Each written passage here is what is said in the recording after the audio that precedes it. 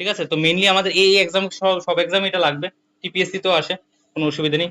So boat and steam জানতে গেলে আবার আমাদের একটা জিনিস বুঝতে হবে। দেখো নদীতে যখন দেখছো নি, দেখেছো কখনো নদীতে যখন আমাদের এই নৌকাগুলি চলে, বোট, যেটাকে আমরা বোট বলি, তো এই হচ্ছে আমার স্ট্রিম, মানে জলের ধারা, এটাকে বলি আমরা জলের ধারা। ঠিক আছে, আগে বেসিকটা ক্লিয়ার করি। এটা হচ্ছে আমার বোট, এটা আমার কি বোট, এটা আমার বোট, আর এটা হচ্ছে জলের ধারা। তো কি হয় অনেক সময় যখন জলের ধারা একদিকে যাচ্ছে, ধরো জলের ধারাটা যাচ্ছে এই দিকে, এই ডাইরেকশন, আর বোটের যে স্পিড, বোটটা ধরো যাচ্ছে তার ঠিক উল্টো ডাইরেকশনে। ঠিক আছে, তার মানে এই দুটোর একটা নিজস্ব স্পিড আছে। ঠিক আছে, ধরে নি এটার বোটের স্পিড হচ্ছে আমার এক্স, এবং জলের স্পিড হচ্ছে আমার ওয়াই। জলের মানে স্ট্রিম, স্ট্রিমের স্পিড হচ্ছে কি ওয়াই। তো এটাকে আমরা কি বলছি, স্ট্রিম, জলের ধারা, আর এটাকে বলছি বোট। ঠিক আছে, এখন এটা তো কখনো মানতে পারি না যে বোটের স্পিডটা কম। যদি বোটের স্পিড কম হয় তাহলে ওই জলের ধারা বোটকে তো নিজে তলিয়ে নেবে, তাই না? তো অবশ্যই স্পিডটা এখানে আমি এক্স কে ওয়াই থেকে বড় হিসেবেই কনসিডার করব। ঠিক আছে, তো যদি বোট একদিকে যায়, জল আরেক দিকে যায়, মানে জলের ধারা আরেক দিকে যায়, তাহলে সেই ক্ষেত্রে আমরা নদীর প্রবাহ যেটাকে বলি, সেই ক্ষেত্রে আমাদের যে স্পিড হয় এক্স মাইনাস ওয়াই হয়। ঠিক আছে, ডেফিনেটলি বোট একদিকে যাচ্ছে, তাকে স্লো করে দিচ্ছে না, আস্তে আস্তে স্লো করে দিচ্ছে না। তো এই যে এক্স মাইনাস ওয়াই, এটাকে বলি আমরা আপস্ট্রিম। কি বলি, আপস্ট্রিম। ইংলিশে মনে রাখার চেষ্টা করো, ইজি হয় ব্যাপারটা। আপস্ট্রিম, যেটাকে আমরা ইউ হিসেবেও বলি। ক্লিয়ার? আরেকটা হচ্ছে ডাউন স্ট্রিম। কি stream? Down stream. Down stream মানে হচ্ছে কি, ধরো বোর্ডটা আমি আবার আঁকি, আঁকলে সুবিধা হবে তোমাদের। ধরো এরকম এরকম একটা বোট আছে, এ হচ্ছে আমার জলের ফ্লো। ঠিক আছে, এদিকে হচ্ছে আমার বোট এদিকে যাচ্ছে এই ডাইরেকশনে, ঠিক জলের যে ডাইরেকশনটা আছে ওয়াটারের, সেটাও এই ডাইরেকশনে। ঠিক আছে, ওয়াই। তার মানে একই দিকে যাচ্ছে। তো জিনিসটা এরকম হয় না, যদি একটু ডাউনওয়ার্ড হয়, স্লোপ হয়, ওখানে যদি আমি কোথাও দাঁড়িয়ে থাকে, তো আমাকে এরকম ভাবে নিচের দিকে আরো পুশ করে দেবে না? তো প্লেনটা পুশ করে দেবে। সেই ক্ষেত্রে আমি এখানে ধরে নিচ্ছি বোট যেদিকে যাচ্ছে, জলের ধারা যদি সেই দিকে যায়, তাহলে সেক্ষেত্রে আমার ডাউন স্ট্রিম হয়ে যায় এক্স কত প্লাস ওয়াই হয়ে যাবে। ঠিক আছে, এক্স প্লাস ওয়াই হয়ে যাবে, মানে কি স্পিড তখন অনেকটা বেড়ে যাবে। এর মানে বুঝলাম আপস্ট্রিমে যে টাইমটা লাগে সেটা যদি টি1 হয়, আর ডাউন স্ট্রিমে যে টাইমটা লাগে সেটা যদি টি2 হয়, কখন কম্পেয়ার করব? দুজন বন্ধুকে তুমি কখন কম্পেয়ার করতে, হু ইজ বেটার অর মানে বেস্ট, গুড, কিভাবে কম্পেয়ার করতে পারো? সেটা একমাত্র পারো যখন একই জিনিস নিয়ে তুমি তাদের মধ্যে কম্পারিজন করো। তুমি এখন ক্লাস 6 এর সাথে ক্লাস 7 এ কম্পেয়ার করতে পারবে না। ক্লাস 7 এই পড়ে দুজন স্টুডেন্টের মধ্যে, একই ক্লাসে পড়ে, একই সেকশনে পড়ে, একই সাবজেক্ট পরীক্ষা দিচ্ছে, then you can compare both of them. ঠিক আছে, তো সেক্ষেত্রে আপস্ট্রিমে যে টাইমটা লাগছে টি1, ডাউন স্ট্রিমে যে টাইমটা লাগছে টি2, যদি সেম ডিস্টেন্স কভার করে, মানে জায়গা তারা সেম জায়গায় যাবে, তখনই তাদের মধ্যে তুমি কম্পেয়ার করতে পারবে। তো অবশ্যই আপস্ট্রিমের যে টাইমটা সেটা অনেক বেশি লাগবে, বিকজ সে তো স্লোতে যাচ্ছে না।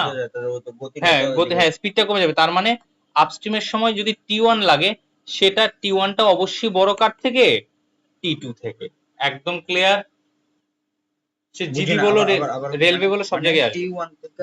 মানে আমি জাস্ট বুঝাচ্ছি তোমাকে, আপস্ট্রিমে যে সময়টা লাগে, আপস্ট্রিমে যদি 10 ঘন্টা লাগে, 10 আওয়ার্স লাগে, আর ডাউন স্ট্রিমে যদি আমার 12 আওয়ার্স লাগে, তাহলে সেক্ষেত্রে কি হয়, আপস্ট্রিমের টাইমটা বেশিই লাগবে। কারণ কেন বেশি লাগবে, সে তো স্লোতে যাচ্ছে না। অপোজিটে আপস্ট্রিম মানে এক্স মাইনাস ওয়াই হয়।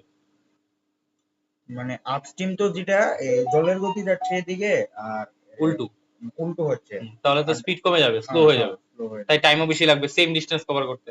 ধরো 100 কিলোমিটার একটা ডিস্টেন্স কভার করবে দুটো বোট, মানে দুটো বোট দু রকম, একটা হচ্ছে আপস্ট্রিমে যাবে এদিক থেকে, ডাউন স্ট্রিমে 12 ঘন্টা কেন লাগবে? ডাউন স্ট্রিমে তো আরো কম লাগবে, ধরো 8 আওয়ার্স। ঠিক আছে, কত হবে, 8 আওয়ার্স। ক্লিয়ার? তো সেটাই তোমাকে হয়ে গেল বুঝা। স্যার এটা জানি কি বলছেন, এক্সট্রা কোন সময় করো? এক্সটা মানে হচ্ছে, এক্স হচ্ছে বোটের স্পিড, বোটের স্পিড তো অলওয়েজ ওয়াই থেকে বড় ধরবে। কেন ধরবে, কারণ না হলে তো বোট জলে ডুবে যাবে।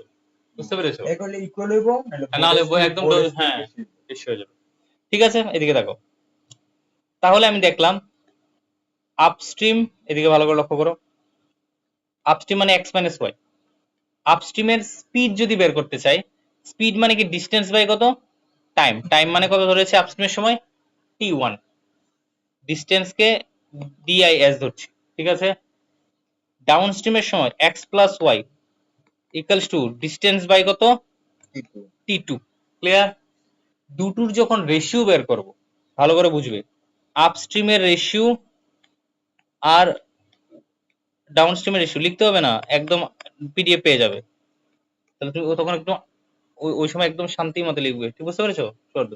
দেখো যখন দুটো রেশিও বের করব তখন এটা ইস্টু এটা হবে, তার মানে ডিস্টেন্স বাই t1 ইস্টু কত ডিস্টেন্স বাই t2, ক্লিয়ার।